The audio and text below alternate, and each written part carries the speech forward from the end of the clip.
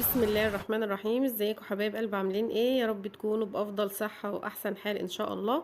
معاكم نسمة من قناة من بيت نسمة. اتمنى لو انت اول مرة تشوفي القناة تشتركي في القناة وتفعلي زر الجرس على الكل عشان اي فيديو جديد انزله يوصلك. وكمان ما تنسيش تحطي لي اللايك الجميل بتاعك وتعليق حلو منك كده يثبت وجودك يعني. النهارده ان شاء الله فيديو جديد بروتين يومي. احنا طبعا بقالنا كتير قوي مش بنعمل روتينات ولا بنصور ولا بنعمل اي حاجه. هنستعيد نشاطنا كده ونبدا ان احنا نشوف شغلنا ونشوف اللي ورانا يعني. طبعا احنا بنشوف اللي ورانا ده يوميا يعني، سواء احنا صورنا ولا ما صورناش او كده، بس هي كانت فتره كسل كبيره جدا. ف يلا نرجع بقى لايه للنشاط والهمه. طبعا كلنا عارفين ان التصوير بياخد وقت ومجهود كبير جدا، فوالله الواحد بيبقى يكسل وكده. النهارده كان يوم السوق، فبصوا يعني الاسعار كده حاجه فظيعه بصراحه، ربنا يرحمنا برحمته يا رب. آه، يعني بصراحه النهارده كانت الناس كلها بتكلم نفسها في السوق من الغلو والاسعار. كانت الطماطم النهارده الاتنين كيلو ب35، البطاطس ب15، البصل كان ب20 و25، الكبير شويه وحلو كده تلاقيه 25. ايه تاني؟ الخيار تقريبا كان ب15 برضو. يعني الخضرة إلا الخضرة بقى يعني كل اللي فات ده كوم الخضرة، بعد ما كنا بنجيب الأربعة ب5 والتلاتة ب5، دلوقتي الاتنين ب15 جنيه. يعني أنا جايبة 4 ربع خضرة كده، جايباهم ب30 جنيه. اه والله العظيم. وللأسف الخضرة دي بالذات الحاجة الوحيدة اللي أنا مش بحب أخزنها خالص. يعني سمعت إن في ناس بتحب لها طرق كده بيخزنوها في الفريزر، بس انا عملتها وبصراحة ما طلعتش حلوة خالص واسودت، يعني اسودت خالص. فما بحبش ان انا اخزن، انا بحب اخزن كل حاجة تبقى عندي وبتنفع في الايام اللي احنا فيها حاليا ديت. يعني الطماطم مخزناها وعاملاها في الفريزر، البطاطس، الصوابع، البسلة، البامية. يعني انا عندي لسه يعني البامية طلعت اهي، ولسه عندي كام كيس كده بامية من السنة اللي فاتت. فالتخزين ده بيسهل علينا حاجات كتيرة قوي. يعني الطماطم 2 ب35 جنيه، يعني هتجيبي تحطي في التلاجة عندك، ولا هتجيبي تعملي محشي وتطبخي وتعملي طبيخ والحاجات دي. وطبعا الطماطم كلنا عارفين ان احنا ما نقدرش نستغنى عنها خالص يعني حتى لو الكيلو وصل كام مضطرين ان احنا نجيبه، حتى لو على قد استعمالنا بس فبنضطر ان احنا نجيبها. فالتخزين ده بصراحة انا بقدرش استغنى عنه خالص، واتمنى ان انتوا كمان اي حاجه تقابلك خزنيها وما تخافيش وجربي. طرق كتيره قوي دلوقتي وعلى النت، مش انا بس يعني، لا طبعا في ناس كتير وكبيره ومشهوره قوي يعني. فمش عيب ان انت تشوفي وتتعلمي وتشوفي الطريقه دي عجباكي، الطريقه دي مرتحتيش فيها، وجربي. لو انت بتجربي جربي في يعني في حاجه بسيطه خالص، مش شرط تعملي كميه كبيره. انا واحده من الناس والله بعمل كده لما اكون مش مرتاحه او خايفه. طبعا كلنا عارفين ان الحاجات بتبقى غاليه، فبحب ان انا اجرب في حاجه بسيطه الاول، لو نفعت ببدا اجيب كميه واشتغل عليها، ما نفعتش بشوف طريقه تانية. طبعا خدتكم في دوكه كده زي ما بيقولوا. فانا هنا هعمل فراخ محشيه. طبعا انا شوحت كده البصل الاول سنه وحطيت عليه الكبد والقوانص. طبعا زي كلنا متفقين، ودايما بقول دايما اي لحوم تشوحوها شوحوها على نار عاليه علشان ما تسردش معاكم، ما تاخد الصدمه كده الاول وبعدين تهدي عليها، عشان ما بتسرد ميه بتعمل زفاره بقى، وما تقولوش هتشرب ميتها والكلام ده. طبعا ما فيش حاجه من الكلام ده، هي بتشرب الميه بس بتيجي تاكليها بتلاقي ريحتها زفره جدا. شوحتهم بقى وحطيت عليهم فلفل اسمر، وكمان حطيت الرز وحطيت سنه بابريكا صغيره كده وقلبتهم مع بعض. حلو. انا بس عايزه قد الرز غلوة، انا مش بسويه، انا عايزاه ياخد بس غلوة. حتى انا مزودتش مية كتير، يا دوبك بس زي ما انتم شايفين كده. بصوا الرز باين اصلا اهو.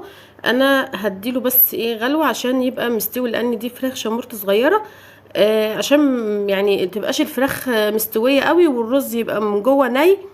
فانا حبيت ان انا ايه اعمله زي الحمام كده. طبعا انت لو جربت الفراخ البلدي المحشيه دي اصلا يعني هتنسي اسمك، بتبقى جميله جدا ويمكن كمان احلى من الحمام. في ناس ما بتحبش الحمام يعني، فانت ممكن تعوضيهم بالفراخ البلدي اللي هي المحشيه دي. انا كده عملت الرز وطفيت عليه. كمان بقى هحطه يبرد، فتحت عليه كده على ما احطه على صينيه كده جنبي يبرد. علشان ابدا احشي بيه الفراخ اول ما. وكمان حطيت بقى التقليه بتاعتي وطلعت كيس صلصه من الفريزر عشان اعمله. وكمان اللبن بتاعي غلي هبدا ان انا اعمل صينيه كيكه بقى. كنت انا بادئه اشتغل بعد ما جيت من السوق على طول، وكمان ولادي كانوا في الدروس، فطبعا عايزين يفطروا. فانا قلت ايه، اما اعمل لهم صينيه كيكه كده سريعه يفطروا بيها مع شاي وكده. طبعا انا حطيت اللبن يعني هو بيغلي، بس حطيت معاه السكر الاول، لان السكر ده من اللي هو الخش بتاع التموين العادي يعني. فانا حطيته مع اللبن وسبتهم يتضربوا كده مع بعض كويس قوي. فاللبن وهو سخن جدا كده هيدوب السكر معايا بسرعه، مش هيبقى محبب ولا حاجه. انا الكيكه بتاعت النهارده انا هعملها بسمنه، مش هعملها بزيت. بكوبايه سمنه بلدي عاديه خالص اهي، يعني من البرطمان اللي انا بطبخ منه. حطيت 3/4 المج، انا عايرته، ما حطيتش كده. طبعا هي السمنه على الرخامه اصلا ويعني سايحه طبيعي، فما احتاجتش ان انا اسيحها تاني ولا كده. طبعا الكيكه اللي هي بسمنه بلدي دي بصي بيبقى طعمها خطير جدا والله بجد يعني، عن اللي هي بزيت كمان. انا حطيت 3 بيضات بس، كانوا صغيرين كده بس، بيض بلد يعني مفيهوش زفاره ولا في اي حاجه. فانا حطيت 3 بيضات بس. ممكن تحطي 4 وممكن تحطي 5 كمان لو انت محتاجه يعني، او انت عايزه. طبعا انا عملت برضو معاكم الكيكه اللي هي قبل كده اللي هي بميه، وكانت طريه وجميله جدا للناس اللي هي ايه، ما بيبقاش معاهم امكانيات ان هم يعملوا يعني صينيه الكيكه دي. احنا كنا زمان بنعملها زي شرب الميه كده بالظبط يعني. فدلوقتي بصراحه اقل حاجه بتكلف، عشان تجيبي بيض وتجيبي لبن وتجيبي كوباية زيت كمان وحاجات دي، فكل الحاجات دي بقت مكلفة. فالناس اللي هي مبتبقاش مستطاعتها تقدر تعمليها بمية بس، وبتبقى جميلة وتحفة ومن غير لا لبن ولا بيض ولا اي حاجة. والله بتبقى طرية وجميلة. وانا ساعات اوقات كتير بعملها كتير، يعني لما اكون بعمل الكيكة اللي هي بالشوكولاتة دي انا بعملها والله. كمان والحاجة في الخلاط فرمتها كويس، او حطيت البيض بالفانيليا، وكمان حطيت خل. خلي حلو قوي قوي قوي لاي كيكه لاي معجنات، بصراحه جميل جدا. انا المقدار ده كله عايرته بمج واحد بس، دي حطيت منه مجين 2، يعني المعيار اللي انا عملته ده المجين 2 دقيق. اسهل طريقه ان انت تعرفي معيار الكيكه ان انت تعايري بمج واحد كل المقادير، عشان الكيكه تطلع عندك مظبوطه، وكمان تبقى حافظه مقاسات الصواني عندك يعني. الصينيه دي تاخد كوبايتين دقيق، الصينيه دي تاخد 3، الصينيه دي تاخد 4. فطبعا انا بقى حافظاهم وعارفاهم، فايه اشتغلت على طول على السيرفيس اللي هو الوسط ده، فبياخد عندي كوبايتين 2 دقيق. ومعيار مج واحد، مج سكر ومج سمنه او زيت، وكمان مج لبن. ماشي. انا دهنت السرفيس بزيت، وبطنته بدقيق. لو عندي ورق زبده ساعات بحطه واستغنى عن الدقيق ده خالص. ماشي. انا طبعا مسخنه الفرن جنبي كده، قلت كل الكلام ده قلت وانا بقلي كده، طبعا لان ايه لسه هيبقى وقت كبير وهم عايزين يفطروا علشان يروحوا دروسهم ويشوفوا اللي وراهم يعني. هنا انا شفتوه، حطيت الطماطم. يعني شوفي على ما البصل دبل بس شويه، كنا احنا عملنا صينيه الكيكه وحطيناها في الفرن. طلعت بقى الطماطم زي ما بقول لكم كده، يا دوبك تسيح بس معايا كده واسيبها تغلي. لازم اسيبها تغلي غلو عشان تبقى مغليه كده، ولو تفضل محشي ما يبص مني على طول. يعني بشوف ناس كتيره قوي ما بتغليش الطماطم وهي طالعه من الفريزر. فالمحشي ده لو تفضل محشي بتحس ان هو حامض شويه، فطبعا لازم تغليها تديها غلوه كده مع بعضها، علشان يفضل عندك محشي لو قعد اسبوع عندك في التلاجة بتلاقيه حلو ومبيبقاش حمض ولا بيجراله اي حاجه. طبعا دي فايده الطماطم اللي احنا مخزنينها. يعني ايام الطماطم بتبقى رخيصه بجيب عدايه وبجيب 2 كمان، بخزنهم وبعينهم عندي. وكمان احنا عاملين مع بعض اكتر من مره الطماطم اللي هي مخزنينها دي مخزنينها ازاي، ودي احسن طريقه والله العظيم. انا ببقى مجربه حاجات كتير قوي، انا بقول لكم على الاحسن حاجه. يعني انا في حاجات انا بجربها بتطلع وحشه، يعني مش هقول لكم ان انا بقى بصوا يعني كل حاجه بتطلع من تحت ايدي حلوه وجميله ولا. في حاجات والله الواحد بيجربها وبتطلع وحشه خالص. وانا بقول لكم على الحلو اللي دي احسن حاجه ان انت تعمليها وانت مغمضه. احسن طماطم تعمليها وتخزنيها وتنها قاعده عندك، لو قعدت عندك 2 سنين بتطلعيها بتلاقيها طماطم وطعمها جميل جدا، كأنك لسه مخزناها النهارده. اللي هي الطماطم اللي هي بتعمليها معجون، بيبقى معجون مش مضروبه في الخلاط بميه، مش حب. يعني في ناس بتعين ايه الطماطم حب في الفريزر، ولما تعوزها تطلعها تستعملها وتفرمها، يعني بتبقى ساعتها كده. انا طبعا الطريقه دي جربتها وكانت وحشه اخر حاجه يعني، من الاخر. والله العظيم. كانت عملت طعم كده، مش عارفه طعم ايه ده. وحشه خالص. فبلاش يعني، لو انت هتخزني طماطم احسن طريقه ان انت تعمليها معجون. انا عملتها قبل كده في كام فيديو، ممكن تتعبي نفسك لو انت حابه يعني تشوفيهم في الفيديوهات اللي قبل كده. انا طبعا غليتها دلوقتي، وحطيت الرز كمان غسلاه، وحطيت الخضره بتاعتي. كنت جايبه شويه خضره بزياده يعني، عشان لو اتفضل عندي بستعملها ايه، بعينها عندي في علبه، واستعمل منها ايه، اجر منها كده لو سلطه، لو مثلا عامله بتنجان بدقه او الحاجات دي، بنحط عليها خضره، فالباقي بعينه في علبه.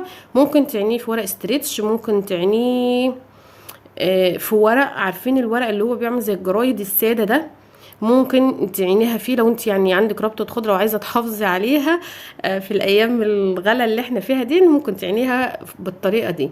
انا احسن طريقة بحبها بصراحة، انا مخرطاها اصلا كلها. هو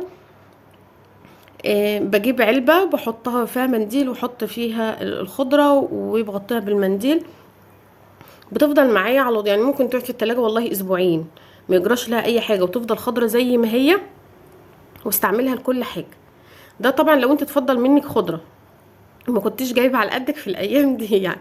اكيد انت مش هتجيبي بزياده، الربطتين يبقوا ب 15 جنيه وتجيبي زياده يعني. بس انا بصراحه كنت جايبه واحده زياده، علشان كده قلت لو احتجتها في المحشي احتجتها، ما احتجتهاش ابقى اعينها زي ما بقول لكم كده. بستعملها انا طول الاسبوع بقى، في كل حاجه، في سلطه، في بتنجان مخلل يعني اللي هو بدقه دون جنب الاكل او حاجه.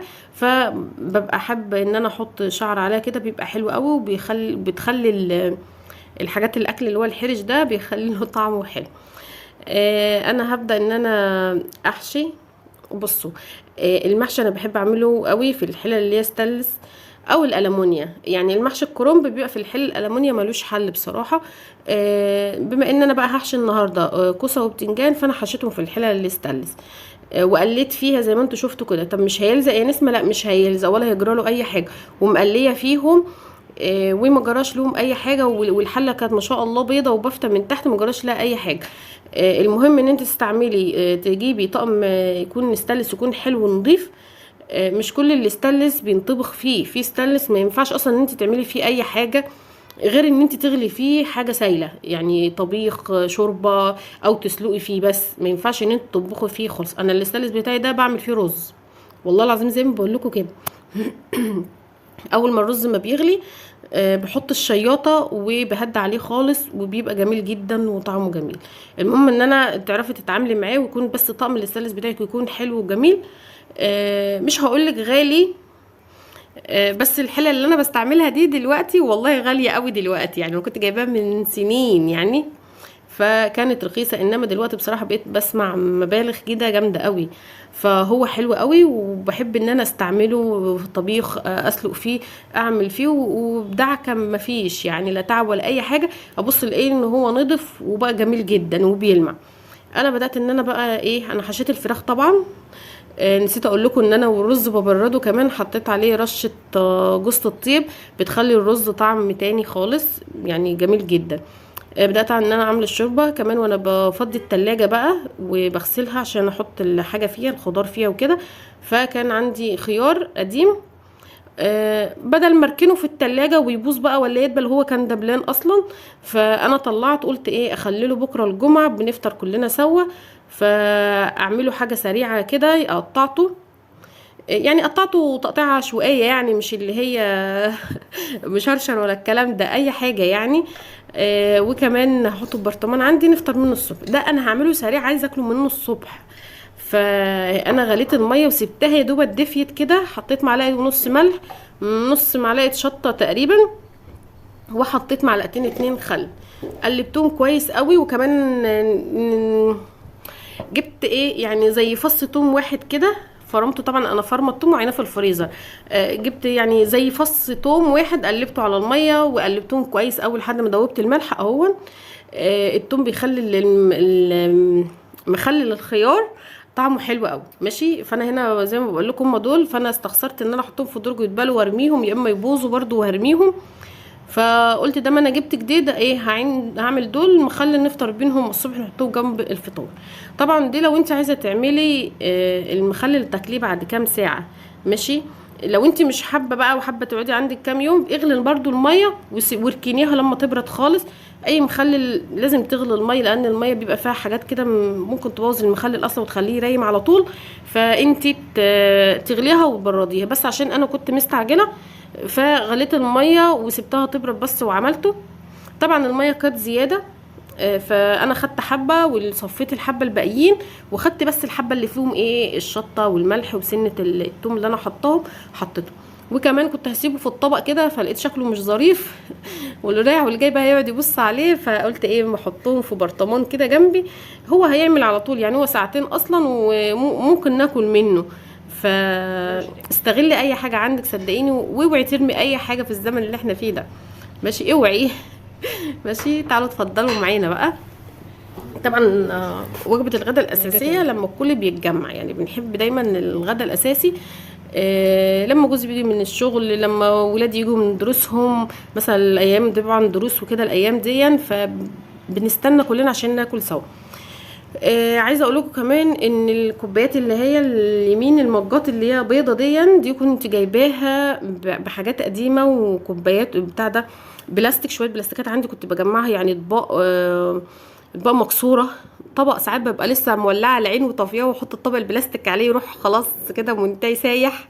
بعمل انا الحركه دي كتير قوي، ببقى لسه طافيه العين وماخدش بالي واروح حاطه طبق البلاستيك على العين، طبعا بيتدمر. فبقالي فتره بجمع في حاجات ومش راضيه ارميها. كنت الاول زمان كنت برمي كل الحاجات دي والله، دلوقتي بقيت بجمعها. بعتها اللي هو بتاع الخردة. طبعا احنا كلنا في ارياف وكلنا عارفين بعض، فانتوا عارفين الراجل اللي بيبقى يجي يفرش ببلاستيكات وحاجات من دي وياخد الكتب وكده. انا ساعات اوقات كتير بجيب منه اطباق بلاستيك، بس لما بتبقى معاه حاجات شركات يعني، مش حاجات من اللي هي الرد او ايه الرد اللي هي بتبقى مصنوعه من الزباله. فلا انا مش عايزه دول، انا ما بيبقى معاهم حاجات شركات يعني خورشيد، ميد ستار، ايه التانية، في واحده كمان الهلال والنجمه، بيبقى هي هم دول شركات. فلما بيبقى معاهم اطباقهم الحلوه بتاعت الشركات دي بجيب منهم على طول، ويبقى ارخص لي، لان انا موديه له شويه خرده اصلا يعني، انا كنت برميهم في الزباله وبجيب منهم حاجات من دي، وجايبه منهم حاجات كتيره والله. المره دي بصراحه انا كنت قلت له لا، ما كانش معايا الا حاجات كده وانا مش عايزاها. فانا قلت له لا انا عايزه فلوس. فكانوا عاملين مبلغ يعني، فتفضل 40 جنيه. فالراجل بقى قال لي والله ما عاد معايا فلوس غير دول، فخدي بال40 جنيه اي حاجه. بقيت عماله الف وادور كده في الحاجه اللي معاه. ما لقيتش بصراحه، لانه ما كانش معايا حاجات حلوه، كان البلاستيك كله اللي معايا رد ومش حلو، انا مش محتاجاه يعني، ما بحتاجش انا الحاجات اللي هي بتبقى رد ورخيصه دي. فجبت المجات دي، فكانوا ب60 جنيه. قلت له لا انا هاخدهم بال40 جنيه وخلاص. فقال لي يلا خديهم. انا لما جبتهم وغسلتهم عجينتهم ما عجبتنيش، عجينتهم يعني الخامه بتاعتهم يعني حساهم كده مش عارفه خشنين، مش زي اللي انا وريته لكم الاولاني اللي هو موردن ده. لا يعني انا الموردن ده كنت جايبه ست مجات، كانوا حوالي مش عارفه 80 ولا 90 جنيه. ده الكلام ده من سنه ونص او سنتين يعني. ما شاء الله يعني، يقعوا على الارض من كسروش، تحطي فيهم حاجه لسه طبعا مصبه الشاي الحمد لله، حتى لو مبلولين. يعني اكتريه المجات بتيجي نستعملها لو مثلا حتى لو المج مبلول ولا اي حاجه، بتيجي تحطي فيه حاجه سخنه تبصي يروح طائق. لا دول بسم الله ما شاء الله جمال جدا. يعني انا قلت بقى اما اجيبهم، هو قاعد يقول لي مش معايا فلوس وكده، فانا جبتهم. حتى قلت لو هحط فيهم عارفين انتوا الحاجات اليوميه بقى، الشاي بلبن والعصير للعيال والجو ده، فانا قلت ابهدل فيهم بمعنى اصح يعني. في منهم خامه زيه كده بالظبط، بس خامه اعلى وانضف، يعني زي ما تقولوا ده التقليد يعني. بس انا قلت والله اما اجيبهم ونجرب. بس انا مش هستعملهم للشاي او كده يعني. ممكن مثلا لو مج لبن مثلا فايض في اللبانه افضيه احط فيه الحاجات دي، او معيار لو مثلا بعمل كيكه الحاجات دي احط فيه.